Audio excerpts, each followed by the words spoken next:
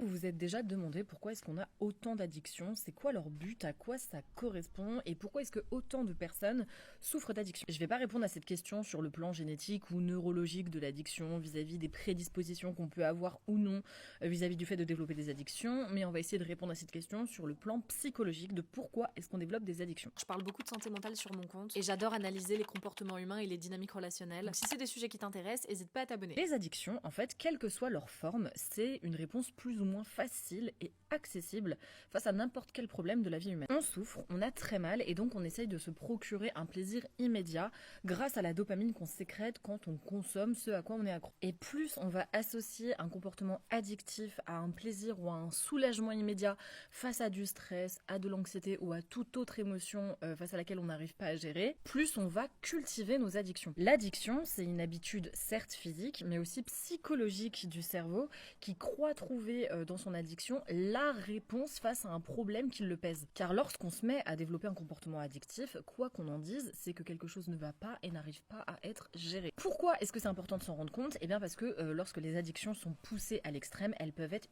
ultra handicapantes. Une addiction, ça permet de fuir un problème qu'on ne veut pas regarder car ça fait trop mal et on n'arrive pas à dealer avec. En fait, c'est la réponse facile face à un problème qu'on juge complexe. Mais malheureusement, un problème complexe, ça se gère avec complexité aussi. Si vous êtes anxieux, si vous êtes stressé, déprimé, que vous souffrez de déréalisation, de dépersonnalisation, de phobie ou autre, ça se traite à la racine. Je pense ne rien vous apprendre en vous disant que les addictions ont des conséquences qui peuvent être nuisibles. Elles ne résolvent rien et vous cultivent juste dans le cercle de la souffrance. Vous décalez et vous évitez le problème par les addictions. Je sais que c'est dur parce que je suis la première à avoir eu 12 000 addictions et à avoir cru que j'allais passer le reste de ma vie noyée dans mes addictions parce que je me sentais beaucoup mieux avec. Et maintenant que j'en suis sortie, je vois les deux revers de la médaille en fait, avec et sans addiction, comment est-ce qu'on peut vivre. Et croyez-moi que vous avez tout intérêt à chercher à l'intérieur de vous ce qui peut vous faire souffrir pour ne plus en passer par des addictions.